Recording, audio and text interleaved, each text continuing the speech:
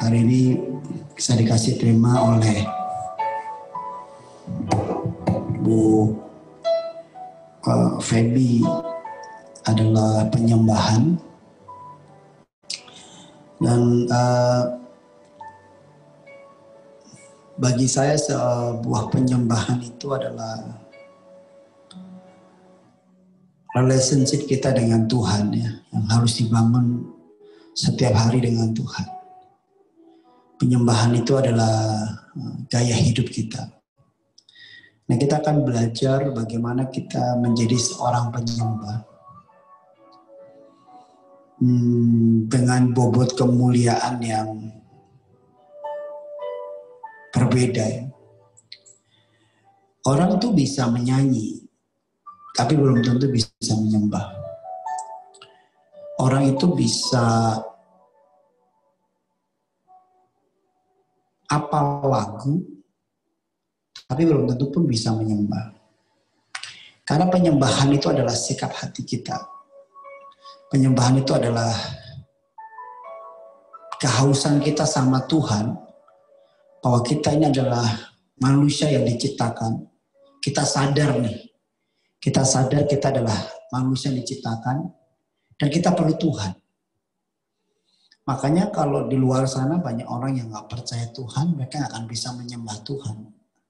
Yang mereka sembah adalah kekuatan Dia, yang mereka sembah adalah kepintaran Dia dan semuanya. Tapi orang yang mau menyembah itu pasti akan dimulai dari sikap hati yang merindukan Tuhan terlebih dahulu. Makanya kita lihat orang di dalam sebuah ibadah, dalam sebuah gereja, seperti apa dia merindukan Tuhan, itulah penyembahan dia. Makanya saya berharap ibu-ibu LBC punya hati terus yang mau untuk menyembah Tuhan. Mari kita buka firman Tuhan.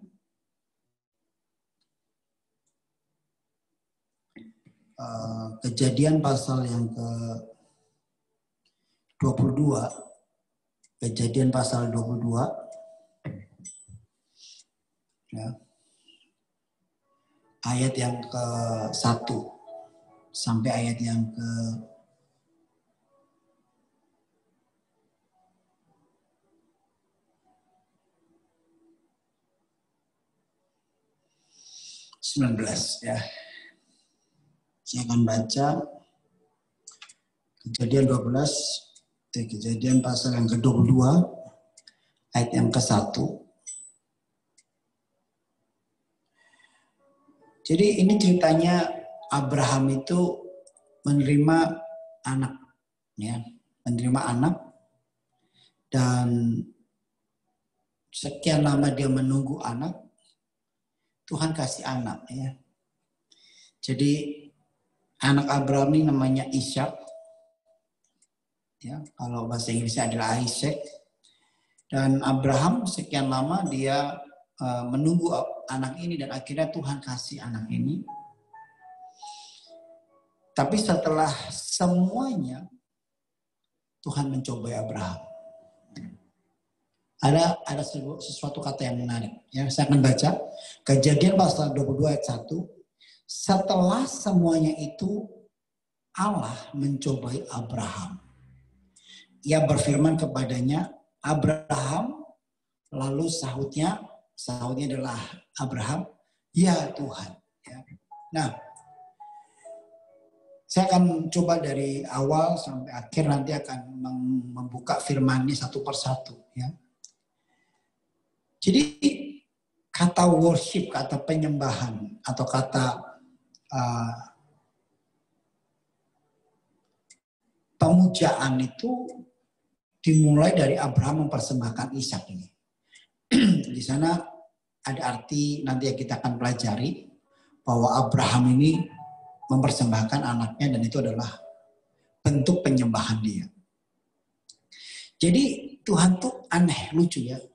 Dikatakan setelah semuanya itu, maka Tuhan mencobai Abraham. Jadi kadang-kadang dalam kehidupan kita, ya, yang sering terjadi adalah setelah semuanya kita terima dari Tuhan, ya, kadang-kadang Tuhan memproses hidup kita, mencoba kita.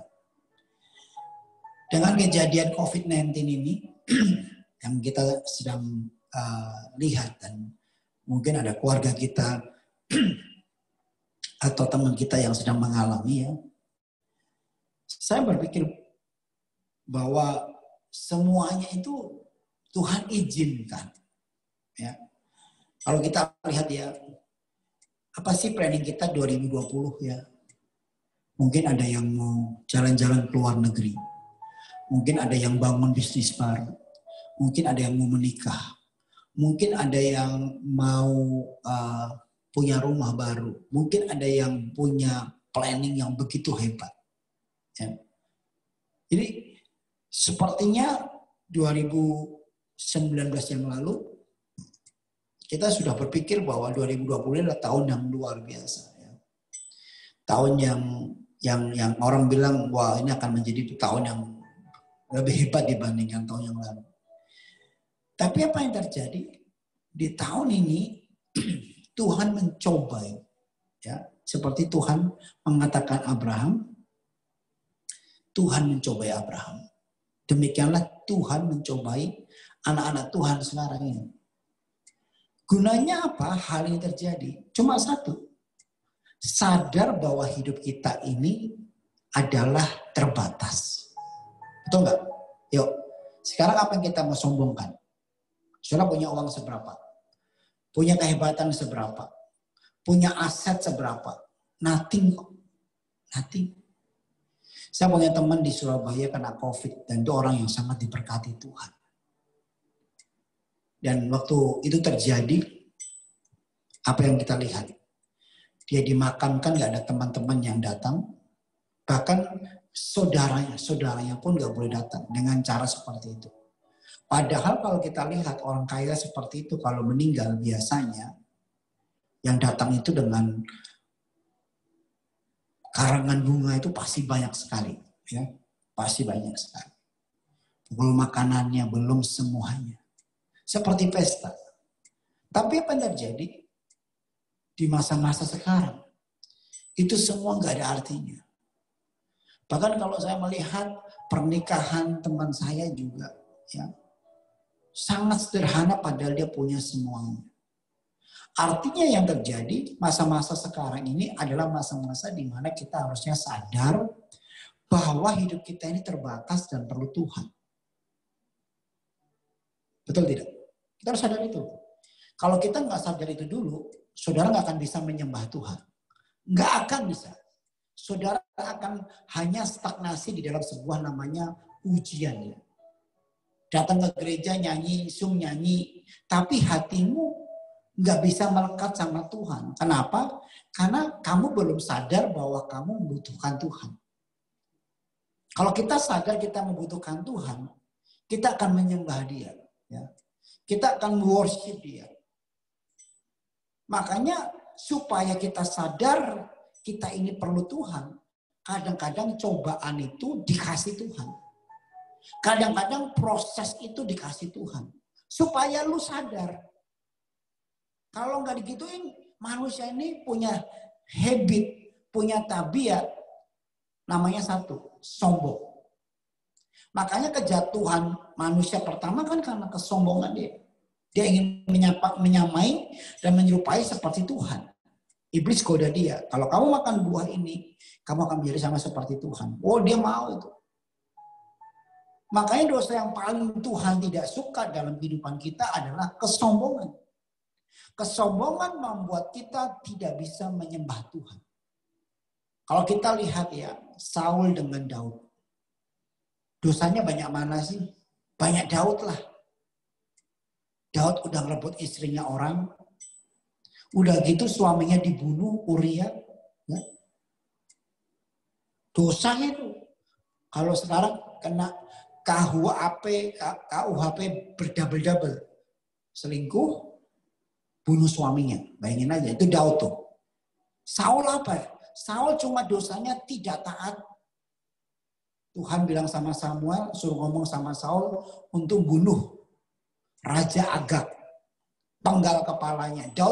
Saul nggak mau. Cuma yang membedakan Daud dengan Saul cuma satu. Waktu Daud dihajar Tuhan, waktu Daud ditegur Tuhan, Daud punya respon hati, sikap hati yang benar di hadapan Tuhan. Dia sadar dia manusia yang berdosa dan dia harus kembali kepada Tuhan. Konsekuensi ada nggak? Ada. Tapi Saul tetap sombong. Dia waktu Samuel marah sama Saul, Saul bilang, aku melakukan yang baik menurut dia. Tapi dalam hatinya terdalam, dia sombong. Makanya kalau kita sombong, kita nggak akan bisa menyembah Tuhan. Trust me. Gak akan bisa. Saudara display, saudara haus sama Tuhan. Bahwa hidup kita ini hanya Tuhan saja. Yang kita perlukan hanya Tuhan saja. Dimanapun, kapanpun, saudara akan tahu hidupmu adalah sebuah penyembahan kepada Tuhan. Makanya di masa-masa COVID ini harusnya yang harus kita lakukan cuma satu sebenarnya. Merendahkan diri kita, sadar bahwa kita adalah manusia ciptaan Tuhan, dan mulai lagi kita worship Tuhan, menyembah Tuhan. Makanya tadi saya senang sekali kita mulai dengan penyembahan. Mungkin cuma 1 jam saja. Mungkin 45 menit lah, karena 15 menit tadi kita pakai untuk ngobrol dan say hello. Tapi seberapa banyak dari kita 45 menit tadi menyembah, ya, hati kita di mana? Pak, tadi pagi saya sudah nyembah, oke, good. Apa setiap hari saya juga Zoom, oke, bagus, gak ada masalah dengan itu. Saya juga punya komunitas yang suka menyembah, oke. Tapi saya mengatakan sama saudara, ini bukan masalah rutinitas Zoom, bukan masalah engkau melakukan dengan siapa. It's only your heart. Ini tentang hatimu saja. Amin. Makanya bukti kita ini sungguh-sungguh dan rindu sama Tuhan cuma satu. Hati kita tetap menyenangkan Tuhan dalam segala hal. Karena kita adalah orang-orang yang rindu untuk menyembah Dia. Nah, ayat yang kedua. Jadi setelah semuanya itu Abraham dicobai Tuhan. Ayat yang kedua. Firman-Nya, ambillah anakmu yang tunggal itu. Ya engkau kasihi. Bayangin aja. Ambillah anakmu yang tunggal itu. Yang engkau kasihi. Jadi Abraham ini menunggukan Ishak itu 100 tahun. Ya. Pergilah ke tanah Moria dan persembahkan dia di sana sebagai korban bakaran pada salah satu gunung yang akan kukatakan kepadamu. Saudara, coba berpikir secara logik, secara manusia ya. Ini sangat-sangat unik sekali cerita Abraham ini. Mungkin kita sudah berkali-kali mendengarkan ya tentang Abraham mempersembahkan Ishak ya. Tapi saya mau bedah sedikit dari sisi kita di mana kita harus mengerti sesuatu tentang penyembahan. Jadi di situ ada kata Abraham sangat mencintai Ishak. Ya. Contoh ya, saudara dikasih Tuhan anak. Lagi lucu-lucunya, lagi banyak waktu dengan anak itu. Tiba-tiba Tuhan bilang sama kalian ya, kasih itu anakmu. Saudara secara logik, ibu-ibu secara logik, Tuhan minta anak kita. Itu enggak gampang. Ya. Saya pernah di masa atau di fase itu dalam hidup saya. Jadi Tuhan bilang gini sama saya.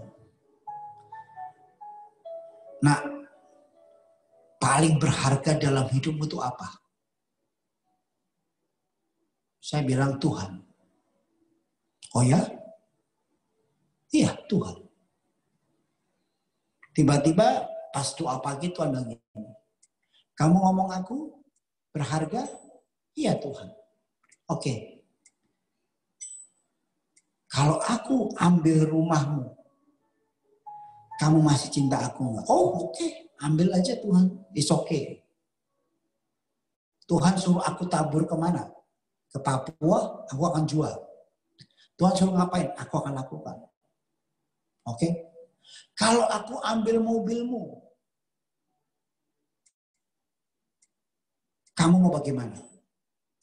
Oh, nggak masalah. Uang bisa dicari. Kalau aku ambil emas kamu yang kamu simpan untuk nolong orang, aku suruh. Kamu bagaimana? Oke. Tapi ada satu kalimat saudara. Pagi-pagi itu Tuhan bilang. Kalau aku ambil anakmu. Anak saya kan 2. Yang pertama namanya Melody. Dan yang kedua namanya Harmony. Jadi kalau lihat di Instagram saya itu ada 2 anak saya itu. Perempuan cantik-cantik. Karena bapaknya ganteng. Gak bercanda. Just kidding. Ya. Ada satu kalimat Tuhan bilang gini. Kalau anakmu aku ambil. Saya diem. Saya gak berani ngomong. Rumah, mobil, emas, uang. Oke lah. Gak apa-apa. Tapi waktu Tuhan ambil anak. Saya langsung lemes. Saya ngomongnya gini. Aku belum siap Tuhan. Saya nangis. Gak gampang Tuhan. Saudara tahu ya. Waktu saya baca ini. Waktu baca Abraham. Tuhan tuh ngomong sama Abraham. Gak ngomong. Abraham aku minta domba-dombamu. Enggak. Abraham aku minta. Hartamu. Enggak. Tuhan gak ngomong itu. Tuhan tahu yang paling berharga buat Abraham adalah Ishak waktu itu. Nah waktu saya baca ini saya kaget. Abraham tidak komplain. Tidak sama seperti saya waktu itu.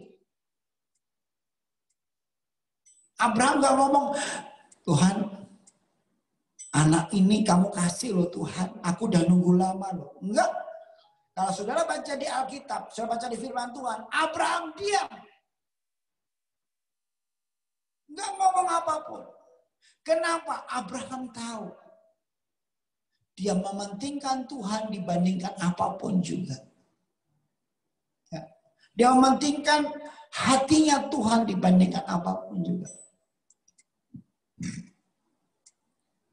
Jadi kalau saya pelajari saudara, bahwa ternyata penyembahan itu adalah sacrifice, pengorbanan.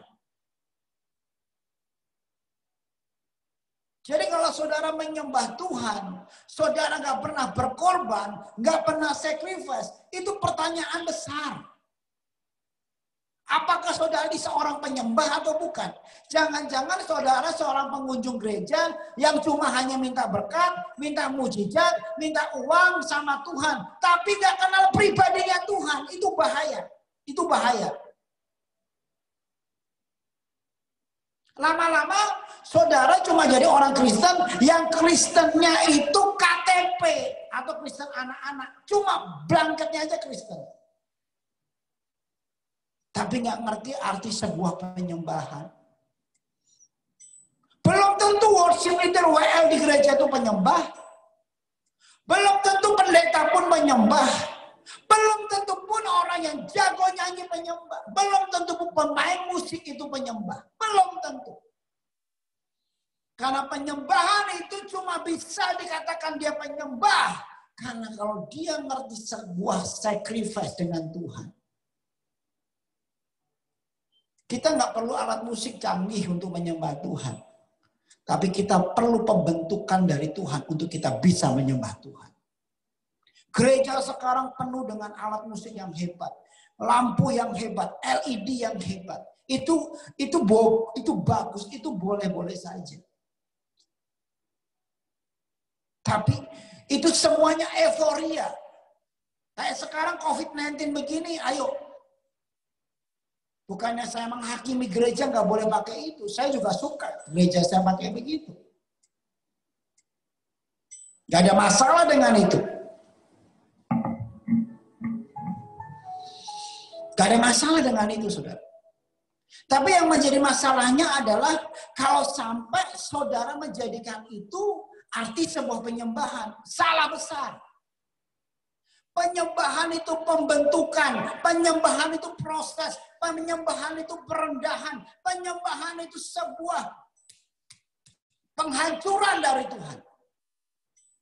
Itu penyembahan. Itu Bu Febiola ngasih apa tuh? Api gitu ya.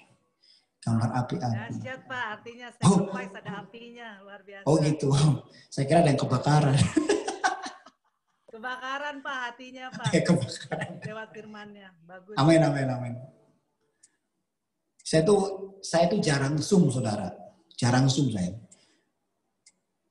Saya tuh juga nggak mengerti tentang Zoom-Zooman lah ya. Ya sebulan 2 kali lah orang undang-undang Zoom ini. Tapi saya senang gitu. Karena sekali waktu kemarin tuh Zoom itu sampai 250 orang. Saya juga nggak tahu. Dari Amerika dengerin, dari Australia dengerin gitu. Ya saya senang aja gitu. Tapi kalau nggak diundang saya nggak pernah bikin Zoom-Zooman sendiri. Jadi terima kasih buat Bu Febiola, buat semua LBC yang mengundang saya untuk Zoom ini. Karena saya percaya cuma cara ini yang bisa membuat kita mengerti lebih dalam lagi arti sebuah apa yang terjadi di akhir zaman ini. Ya. Jadi artinya nggak bisa dibatasi dengan gedung. Kalau gedung nggak bisa dipakai karena COVID, Tuhan pakai Zoom untuk melakukan hal-hal yang luar biasa buat Tuhan. Yang percaya katakan amin. Ya. Jadi penyembahan itu sacrifice. Kalau saudara hatimu lagi dilukai, kau bisa mengampuni. Itu penyembahan. Itu penyembahan. Bukan bahasa roh. Bala. Itu artinya itu oke. It's okay. Tapi seberapa banyak orang berbahasa roh tapi kepahitan. Ngerti nggak saudara? Seberapa banyak orang bisa main musik jago, WL jago, tapi hatinya nggak bisa mengampuni. Itu bukan penyembahan. Kalau Abraham diminta Tuhan, bilang sama Abraham, ambil anakmu Abraham, persembahkan kepada aku. Hatinya Abraham waktu itu terluka pasti. Dia mungkin nggak ngomong apapun, dia mungkin diam. Dia bilang gini, oke Tuhan. If you want, I'll give you. Kalau kamu minta, aku kasih. Apapun itu. Apapun itu.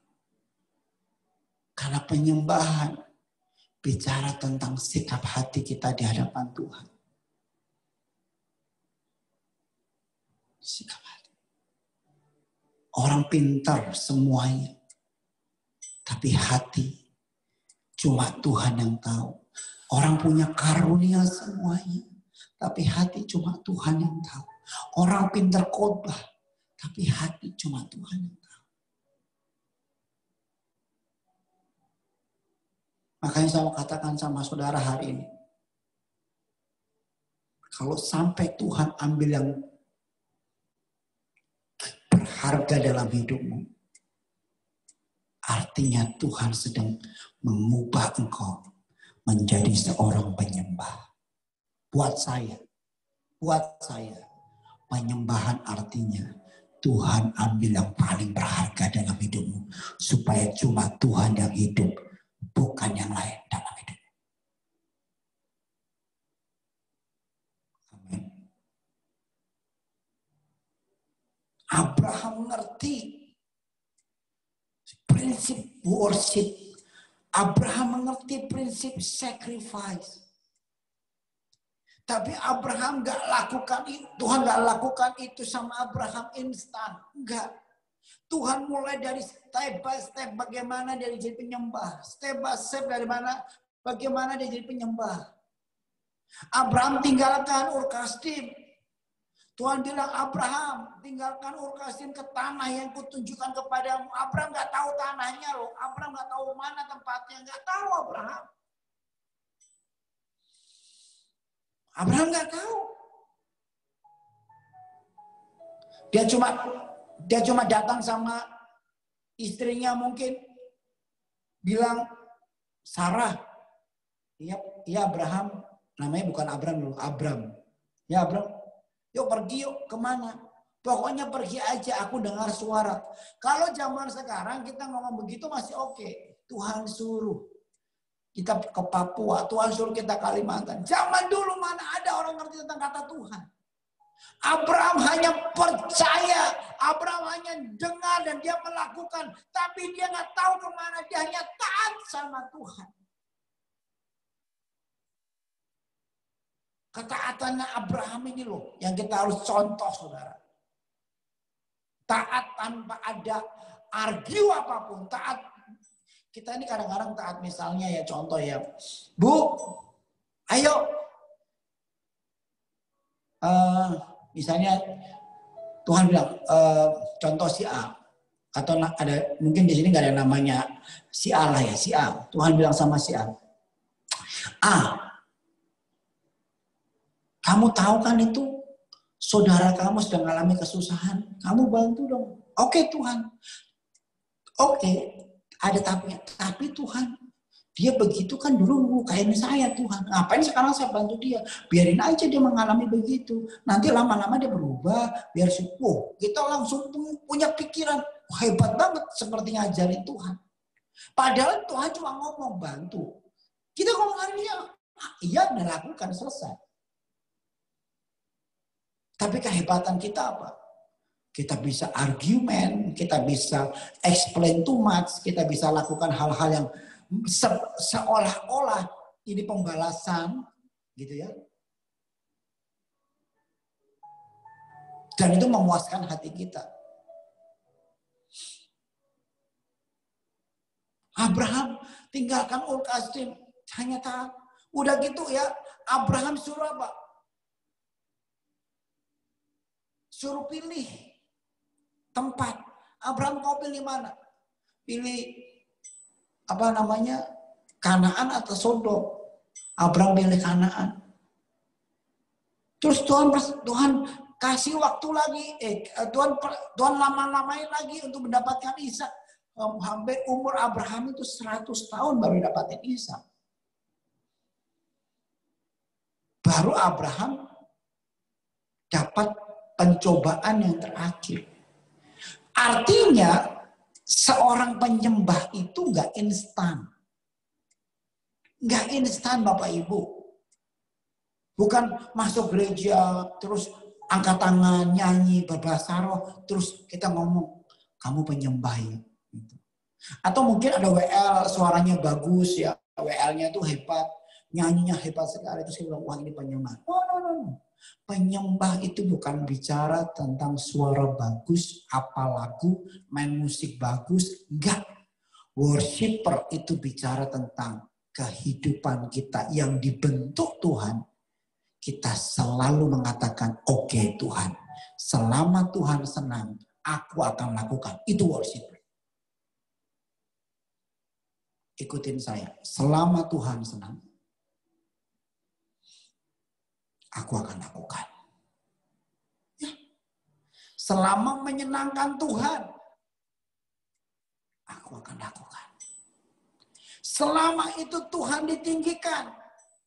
Selama Tuhan suka dengan apa yang Tuhan mau, aku lakukan. Itu artinya sebuah penyembah, worshiper. Ya. Saya masih ingat dalam bulan-bulan ini, saya ada berubah banyak hal dalam hidup saya setelah COVID-19 ini. Jadi saya punya cerita. 2019 itu saya puasa Ester 3 hari 3 malam bersama dengan beberapa orang, kurang lebih ada 70 orang ya. Nanti November kita juga akan puasa Ester. Saya berharap LBC juga bisa gabung. Saya lagi cari tempat untuk 150 orang. Kita puasa Ester untuk 2021. Ya. Gak makan, gak minum 3 hari 3 malam. Ya. Jadi kalau yang mau ikut puasa Ester harus siap. Ini bukan puasa main-main. 3 hari 3 malam gak makan, gak minum. Bukan 3 hari 3 malam makan siang terus malam minum. Itu namanya bukan puasa, itu namanya diet. Ya. Ini 3 hari 3 malam gak makan gak minum. Ya. Jadi saudara kalau mau ikut nanti bisa ya. Karena Tuhan bilang sama saya 2021 ini bukan sesuatu yang gampang, tapi sesuatu yang berat ya. Nah, tahun lalu saya melakukan itu, puasa Ester 2019 ya. 70 orang yang ikut waktu itu. Dan waktu itu penyembahan Tuhan hadir dan Tuhan ngomong, "Nak, 2020 akan terjadi 3 hal besar." Yang pertama adalah bencana, ada virus, ada masalah ekonomi, terus ada bencana-bencana alam, dan yang terakhir ada masalah politik. Dan itu semua digenapi Tuhan di tahun 2020 ini. Saudara kalau mendengar khotbahnya itu ada di YouTube saya, saudara bisa searching tentang apa yang akan terjadi di 2021, tapi saya sudah cerita dari 2019. Singkat cerita, saya ke Amerika akhir tahun dan saya sampaikan semua nubuatan ini ke orang Amerika pada waktu itu. Dan dengan sedih mereka nggak respon dengan baik. Ya, mereka reject, mereka bilang saya nabi ngaco gitulah. Bisa dikatakan nabi sesat lah waktu itu. Tapi hari ini mereka mengatakan bahwa mereka minta maaf karena yang disampaikan waktu itu di Amerika hari ini terjadi bahwa Amerika kena COVID yang terbesar.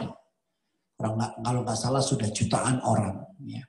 Pada waktu itu saya bilang di bulan Desember saya ke Amerika, saya bilang kepada gereja-gereja sana, waspada, Amerika akan mengalami sebuah guncangan yang paling besar. Waktu itu mereka bilang, kita negara oke Pak, ya semuanya shuttle dan semuanya. Dan akhirnya Januari tiba, saya pulang dari Kanada dan Februari saya ke Israel. Jadi itu saya pernah mengalami di Israel itu masa-masa yang kena COVID hari-hari terakhir.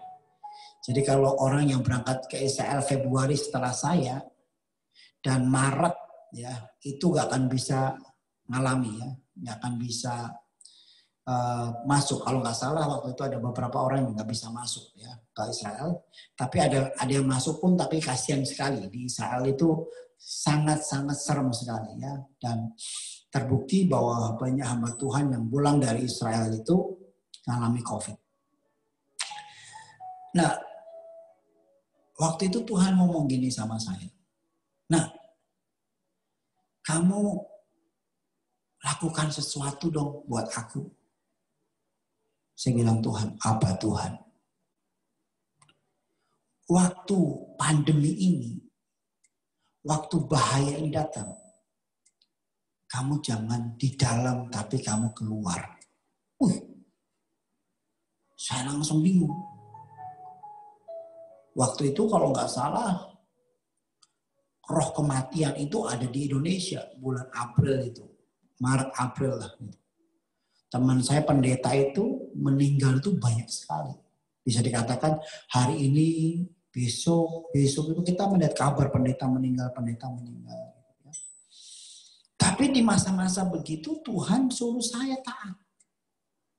Tapi saudara jangan melakukan segala sesuatu tanpa step by step. Ya. Saudara, saya melakukan ini karena saya sudah mengalami Tuhan. Ya. Saya kasih contoh lah, saya pernah cerita waktu di LBC dulu. Saya disuruh tinggalkan kota Solo ke Jakarta, dan sampai Jakarta Tuhan biarkan saya. Jadi saya itu belajar taat sama Tuhan itu nggak langsung instan taat gitu saudara.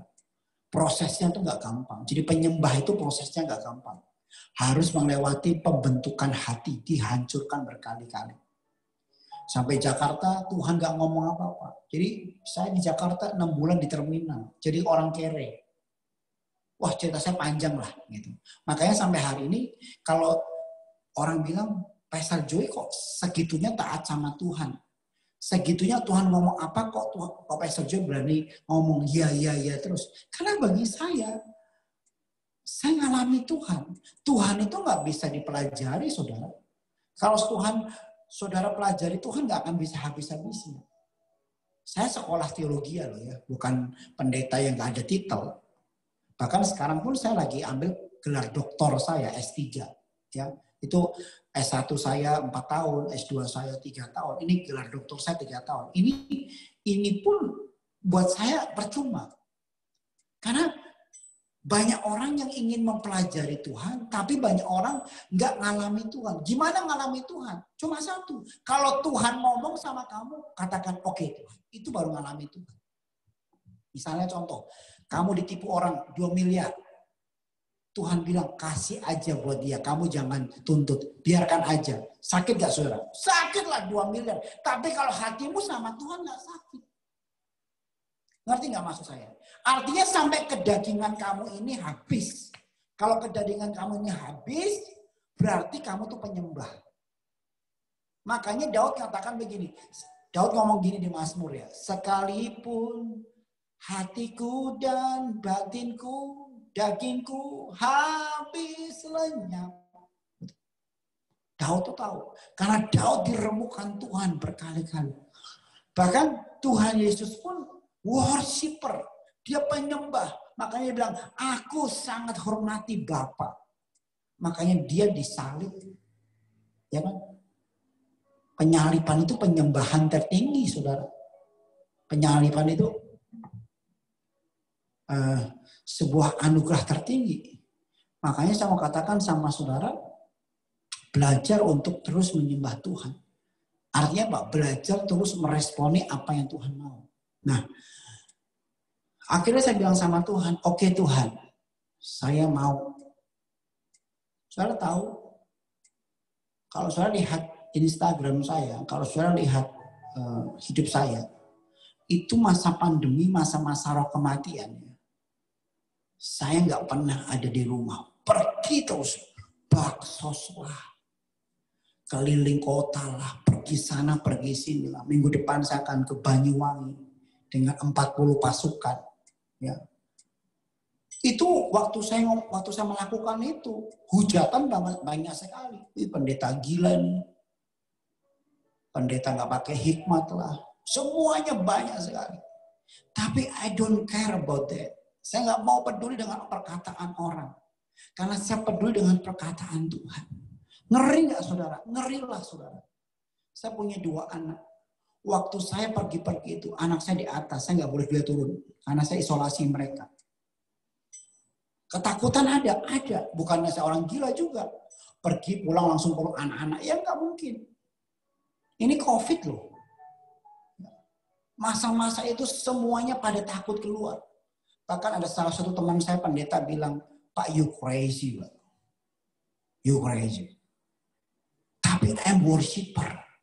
Saya seorang penyembah. Di mana Tuhan ngomong apa, saya katakan ya walaupun sakitnya luar biasa. Itu masih cerita-cerita di masa-masa COVID. Itu belum pengalaman hidup saya yang begitu masif, begitu ngeri Tuhan bentuk saya. Sakitnya bukan main. Jadi kalau saudara dibuat Tuhan sakit hari-hari ini, welcome to worshiper. Kamu adalah penyembah Tuhan. Karena waktu saudara dibentuk Tuhan, hatimu sakit. Kamu nyanyi lagu ya, misalnya contoh, I sing praises to your name. Itu bukan dari mulutmu aja. But your heart, keluar dari hati kamu. Karena kamu merasakan Tuhan benar-benar hebat. Amin, saudara. Itu penting. Makanya Saya mau katakan sama saudara, Abraham tidak ada argue. Abraham tidak memikirkan apapun juga. Bagi dia Tuhan hanya Tuhan yang bisa dia senangkan. Nah, kalau kita pelajari lagi firman Tuhan berikutnya. Ayat yang ketiga, keesokan harinya pagi-pagi bangunlah Abraham. Ingat ya, Abraham tidak pernah menunda-nunda. Seorang worshiper tidak pernah menunda-nunda dengan apa yang Tuhan mau sampaikan. LBC, kamu harus gerak kalau Tuhan suruh. Jangan pernah banyak argumen. Jangan pernah menunda-nunda. Kadang-kadang kita ya, untuk hal-hal yang menyenangkan daging, kita nggak pernah menunda-nunda. Misalnya arisan, oh senang bro. Tapi giliran Tuhan bilang sesuatu yang membuat daging kita rusak, dibentuk Tuhan, kita menunda. Misalnya contoh ya, ada orang kepahitan, kita kepahitan sama orang. Itu karena orang itu jahat sama kita ya. Tiba-tiba Tuhan bilang, nah kamu yang minta ampun sama dia, bukan dia minta maaf sama. Oh nggak bisa Tuhan, dia kan yang salah. Nah begitu nggak menjadi penyembah, nggak akan bisa menjadi penyembah. Suami saya kan yang salah Tuhan, suami saya yang selingkuh. Masa saya harus minta maaf sama suami saya? Gila aja Tuhan. Lama-lama dia akan menjadi orang yang keras kepala. Lama-lama dia akan menjadi orang yang nginjak-nginjak saya. Pikiran kita selalu begitu. Karena bagi kita yang harus menyenangkan kita daging kita. Mertua saya Tuhan, saya suruh beliin baju begini, terakhir begini. Oh nggak bisa Tuhan. Tuhan salah orang, saya nggak mau. Oke, saya ke gereja, oke. Saya nyembah Tuhan, oke. Saya angkat pujian, oke. Tapi giliran saya memberkati mertua saya, oh nggak boleh Tuhan. Itu bukan penyembah. Bukan penyembah. Penyembah bukan masalah nyanyi sekali lagi. Tapi lihat Abraham. Keesokan hari pagi-pagi Abraham. Ia memasang pelana padanya. Memanggil 2 orang bujangnya beserta Ishak anaknya. Ia membelah kayu untuk korban bakaran. Lalu berangkatlah ia dan pergi ke tempatnya. Dikatakan Tuhan kepadanya. Ayat yang keempat. Ketika pada hari ketiga Abraham melayangkan pandangnya. Kelihatanlah kepadanya tempat itu dari jauh. Jadi Abraham itu untuk ke gunung itu perlu proses juga berhari-hari.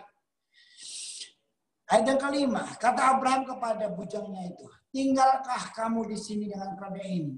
Aku beserta anak ini akan pergi ke sana. Kami akan sembahyang. Sesudah itu kami akan kembali kepadamu. Sudah bayangin saja saudara. Ya. Abraham suruh bilang sama bujangnya, kamu di sini. Ini urusanku dengan anak. Dari situ kita belajar. Seorang penyembah itu rahasia, secret, diam dengan Tuhan. Nah, kita harus pelajari dalam hidup kita ini. Seringkali Tuhan suruh sesuatu, udah kita nggak lakuin, udah kita nggak kerjain, tapi kita banyak ngomongnya, banyak ceritanya. Saudara, saya kasih tahu sama saudara. Kalau Tuhan lakukan, belajar diam, ikutin Tuhan. Orang ngomong apa, diam saja. Abraham tahu, kalau sampai anak bujangnya ini, kalau sampai bujangnya ini melihat Abraham kasih Ishak, oh, ngomongannya nanti aneh-aneh. Nggak apa-apa. Abraham tidak melakukan itu. Abraham orang yang mengerti tentang protokolnya Tuhan. Abraham diam. Abraham dengan Ishak. Dan saya mau katakan sama saudara, belajar untuk jangan pernah ngomong sesuatu apapun. Kalau Tuhan suruh saudara, biarkanlah ini menjadi beban saudara. Gak gampang memang. Karena apa yang Tuhan suruh itu gak selalu sesuai dengan logik kita. Karena apa yang Tuhan suruh itu gak selalu dengan pikiran kita. Karena apa yang Tuhan suruh itu gak selalu dengan keinginan kita. Kadang-kadang harus bertolak belakang. Ya kan? Nuh bikin bahtera. Apakah diejek dia diem? Enggak, dia tetap bikin bahtera. Dia akan lakukan itu karena Tuhan suruh. Ya kan? Tuhan Yesus waktu di Taman Getsemani, dia suruh murid-muridnya tinggal. Dan dia bilang sama Tuhan begini, sama Bapak. Tuhan Bapak, kalau boleh cawan ini berlalu daripadaku, tapi bukan kehendakku yang jadi, tapi mana apa? Kehendakmu jadi. Dia tahu rasanya beban menjadi seorang worshiper. Kadang-kadang kita diperhadapkan dengan hal-hal seperti itu. Di mana cuma kita dengan Tuhan, Tuhan dengan kita. Kita bilang sama Tuhan, oke Tuhan. Kalau itu maumu, aku akan lakukan. Makanya ibu-ibu LBC, belajar lakukan segala sesuatu dengan diam. Dengan Tuhan. Belajar itu. Kalau Tuhan suruh apa sama kamu, jangan terlalu banyak expose. Kadang-kadang, Tuhan suruh, Tuhan. Yang terjadi, nggak terjadi. Biarkan aja kita melakukan dulu. Nanti orang akan komentar, orang akan biarkan saja. Saya waktu ke Jawa Timur, kemarin saya ke Jawa Timur, ya, terus nanti kita ke Bali, ya, terus kita juga. Saya ini kan disuruh Tuhan, ya ini baru saya cerita sekarang lah. Saya disuruh Tuhan tuh peperangan rohani. Ya. Saya tuh diajarin matok-matok nih. Waktu itu saya ketemu Bu Iin Cipto, saya tanya dia, Bu, apa sih matok-matok itu ya? Karena saya harus belajar gitu. Ya udah, saya diajarin tentang matok, terus saya beli patok-patok dan saya akhirnya matok-matok di mana-mana sekarang ini. Jadi kayak berbeda gitu ya. Jadi kayak berubah gitu. Dari dulunya seorang pengkhotbah keliling, sekarang jadi pematok keliling gitu ya. Tukang matok keliling gitu. Jadi ya saya enjoy aja dengan itu karena Tuhan. Tapi saya belajar diem. Saya nggak cerita kemana-mana. Karena itu akan membuat sebuah ambigu ya, membuat sebuah, ternyata juga dia sesat nih sekarang nih, udah patok-patok-patokan ikut Mahanaim gitu ya. Saya bukan ikut-ikutan saudara, dan saya nggak memang ranah saya bukan di sana. Cuma saya meresponi Tuhan. Tuhan suruh, nah belajar. Saya belajar, saya diam-diam aja. Tapi yang penting adalah ketaatan kita. Orang nggak akan pernah tahu. Waktu Abraham persembahkan Ishak, ya, tiba-tiba Tuhan kasih domba, bujangnya nggak tahu. Waktu saudara nanti diproses Tuhan dan tiba-tiba Tuhan berkenan sama saudara, Tuhan angkat saudara. Orang-orang itu nggak akan tahu. Yang tahu cuma saudara dengan Tuhan. Makanya kalau sampai saudara hari ini mengalami berkat Tuhan, Tuhan angkat saudara. Itu cuma orang lihat, enak ya hidupnya. Oh, diberkati ya kamu. Oh, mengalami terobosannya. Tapi orang nggak tahu mana kamu nangis, mana tahu orang. Diproses hatimu, mana tahu orang. Disuruh Tuhan untuk minta ampun, maafin orang begini, mana tahu. Orang nggak akan tahu. Orang cuma tahu luarnya kita saja. Makanya saya mau katakan sama saudara, penyembah itu, worship itu nggak segampang yang kita pikirkan.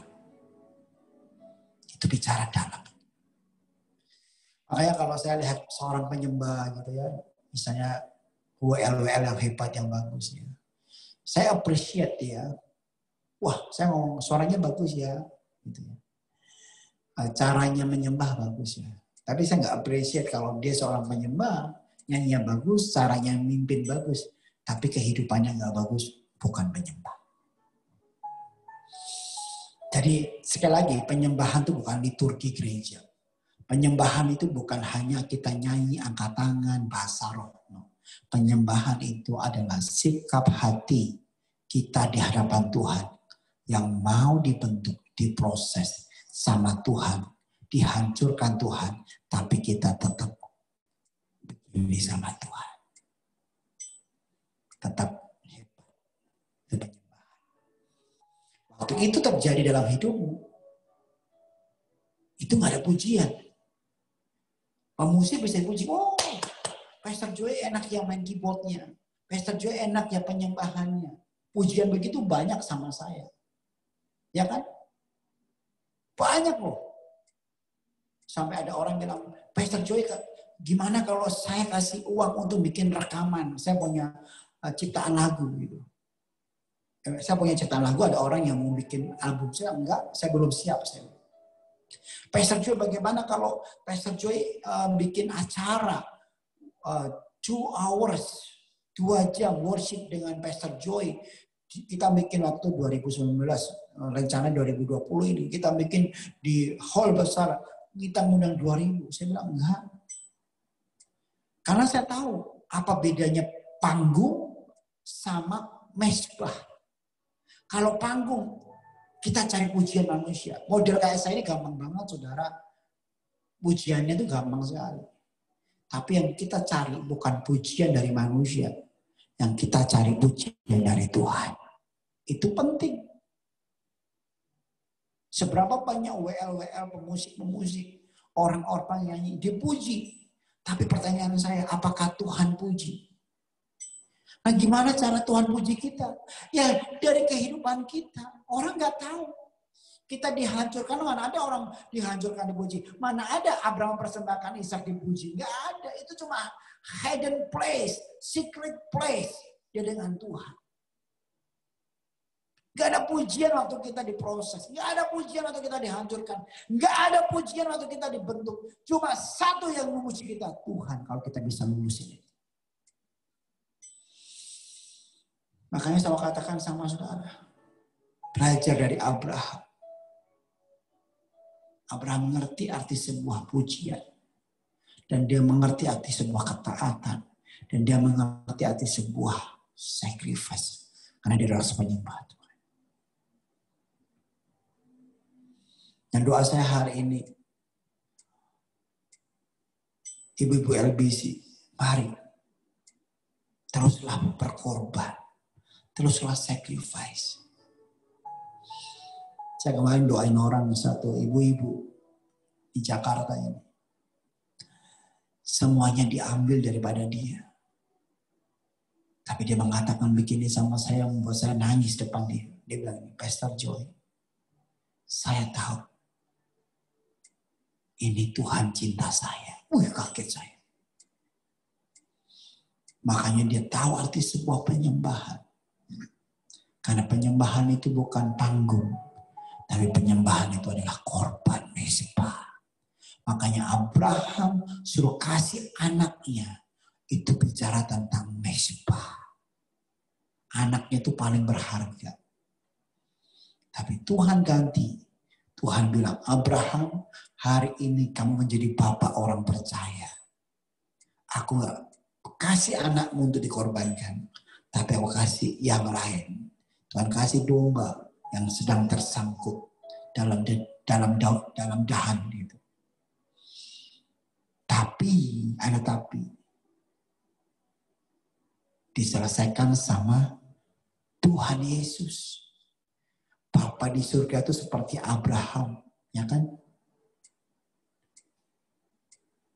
Untuk yang kedua kalinya, Bapa mengizinkan itu terjadi. Yesus yang disalib, bukan Ishak yang dikorbankan, tapi Yesus. Supaya apa? Supaya kita yang harusnya binasa diselamatkan. Yesus adalah penyembahan tertinggi. Yesus adalah sebuah bentuk contoh worshiper yang hebat. Karena segalanya yang dia punya harus turun ke dalam dunia menjadi pelayan. Belum cukup menjadi pelayan. Tuhan Yesus pun dihancurkan. Mati. Disalib.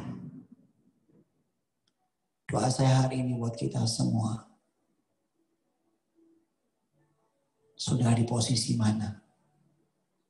Saudara mau cari panggung atau cari mezbah? Kalau panggung, ini hanya khusus untuk orang yang labelnya Kristen.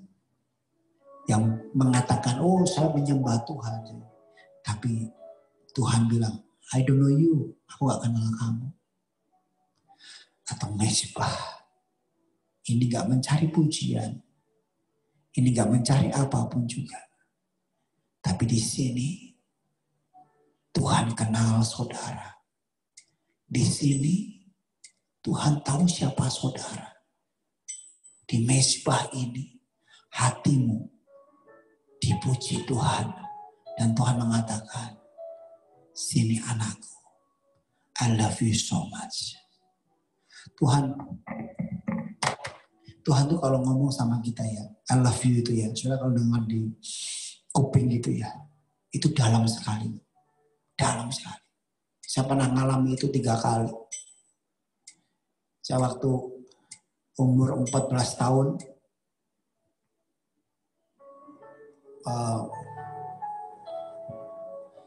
waktu itu tahun baru, ya. Saya masih ingat rumah saya itu dulu di Solo tuh gedek gitu ya, rumah kecil gitu. Dari triplek karena kami miskin sekali. Terus pergantian tahun itu jam 12 lewat, saya nyembah Tuhan, ngomong Tuhan terima kasih. Saya pakai gitar nyanyi satu lagu. Dan tiba-tiba lampu di atas kamar saya itu lampu kecil gitu ya. Itu bergerak-bergerak gitu ya. Akhirnya menjadi sebuah terang yang luar biasa sekali. Dan akhirnya menjadi sebuah pribadi. Ya. Dan pribadi itu namanya Yesus. Dan itulah kasih mula-mula saya pertama kali.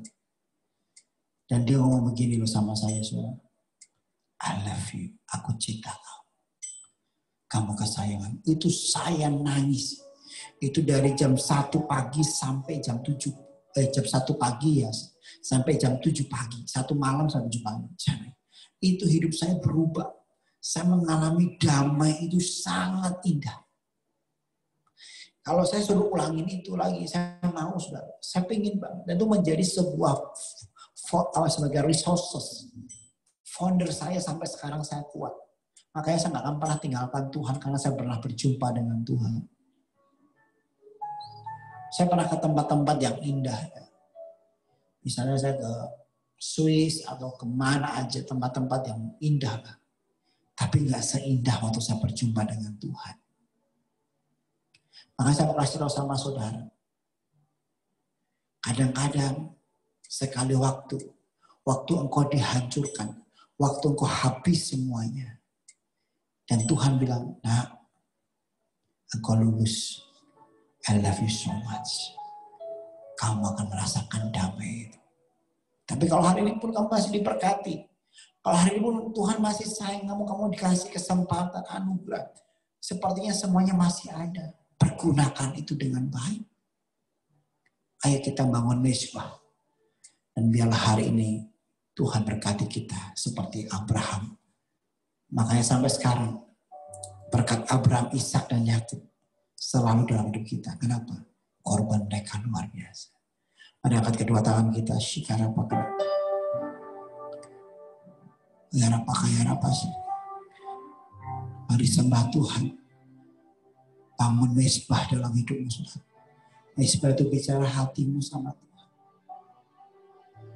Kalau Tuhan sedang mau bentuk kamu, bersyukurlah. Karena engkau dijadikan Tuhan seorang penyembah. Penyembah bukan hanya seorang yang bisa menyanyi, tapi adalah orang yang mau dibentuk Tuhan. Tuhan, ajari kami terus menyembah-Mu Tuhan. Ajari kami untuk terus mencintai-Mu, membuat Engkau senang. Kami gak mencari pujian manusia, kami mencari pujian dari Tuhan. Ampuni kami kalau selama ini kami mencari panggung. Menonjolkan hidup kami bukan menonjolkan Tuhan. Ampuni kami ya Tuhan. Ampuni kami dibentuk hati kami terlalu banyak argumen. Terlalu banyak alasan. Tapi dengan firman-Mu hari ini Tuhan. Biarlah hati kami menjadi hati penyembah seperti Abraham. Ini ya kami Tuhan. Ini aku Tuhan.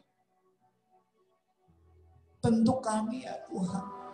seperti Daud, seperti Abraham, bahkan seperti Tuhan Yesus sendiri yang melakukan itu untuk kami semuanya.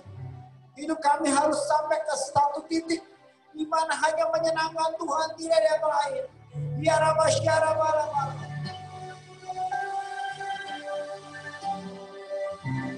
Biarlah LBC menyenangkan Tuhan selalu, Tuhan. Biarlah ibu-ibu di tempat ini punya hati yang selalu meninggikan Tuhan. Membuat Tuhan senang. Sampai anak cucu mereka semuanya membuat Tuhan senang, menyenangkan Tuhan.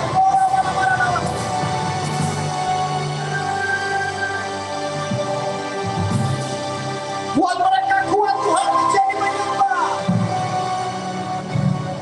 Kalau mereka hari ini mengalami begitu banyak proses yang menyakitkan, kami percaya Tuhan itu adalah pembentukan supaya mereka mengetahui bahwa Yesus sedang membuat mereka kuat.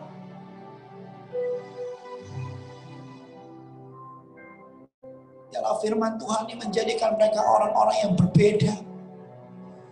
Mereka tahu arti sebuah kehidupan. Karena kami tidak bisa tanpamu Tuhan. Kami adalah orang-orang yang rapuh. Kami hanya orang-orang yang biasa. Kami orang-orang yang lemah. Tapi kami bisa hadir. Kami bisa diciptakan. Karena kalau kami bisa ada. Itu semua karena kami tahu. Kami harus menyembah Tuhan kami. Kami harus dibentuk oleh Tuhan kami. Supaya kami tahu. Hidup kami bukan kami lagi. Tapi Yesus.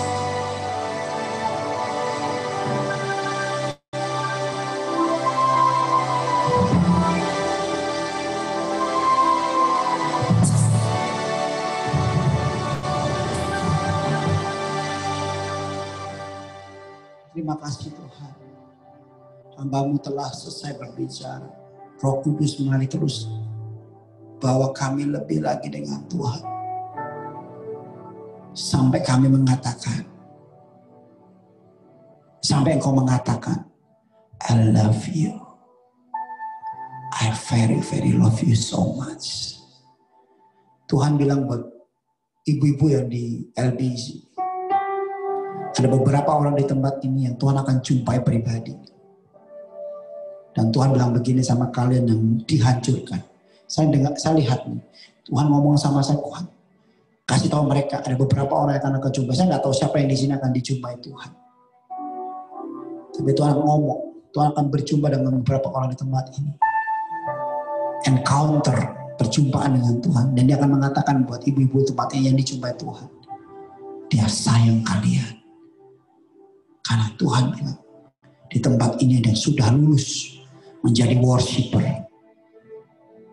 Yang hidupnya tidak dilihat orang, tapi dilihat Tuhan dengan pembentukan yang sangat-sangat tidak enak. Diberkati semuanya. Diberkati Indonesia Tuhan. Kami mengangkat bangsa ini juga. Biarlah hari-hari ini gereja Tuhan bukan mencari panggung, tetapi membangun mezbah buat bangsa ini. Kami percaya Tuhan bangsa ini dipulihkan Tuhan. Indonesia dipulihkan Tuhan. Ada banyak orang-orang yang akan taat sama Tuhan seperti Abraham. Akan ada banyak orang-orang yang akan mempersembahkan sacrifice. Akan ada banyak orang yang memberkati orang-orang yang miskin di bangsa ini. Akan banyak ada orang-orang yang bangkit menjadi tentara-tentara Tuhan, pasukan Tuhan di akhir zaman ini. Karena kami tahu di akhir zaman ini bukan kami lagi, tapi kami akan menyambut kedatangan Tuhan Yesus yang kedua kali. Persiapkan hidup kami Tuhan.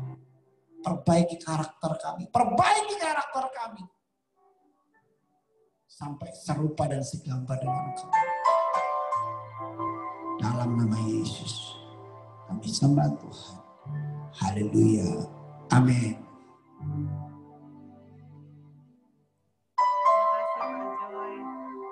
Ya. Nah, enak tuh Pak, terusin lagi tadi padahal ngalirnya enak tuh Pak. Apa? Pak. Tadi iya. Banget waktu Bapak lagi doain kita semua tuh. Oh puji Tuhan. Ya. Sampai ketemu lagi, Tuhan berkati ya. Ini udah live. Aku harus keluar gak apa-apa ya? Iya, Bapak mau ada ini lagi ya? Oke, nggak apa-apa Pak. Ya, Silakan. aku ada ketemu orang lagi ya. Sampai ketemu lagi. Berkati, bye-bye. Ya. Terima kasih Bu Ibu. Mungkin Eva mau bicara. Eva mau bicara dulu nggak? Silakan Pak. Thank you Pastor Joy. Mungkin udah nggak ada sih Feb. Udah itu aja. Ya, nggak apa-apa. Mungkin apa mau pesan apa atau pengumuman, terus nanti langsung ditutup aja. Suaranya kecil banget ya. Suaranya kecil ya sayang. Suaranya kecil banget, Feb.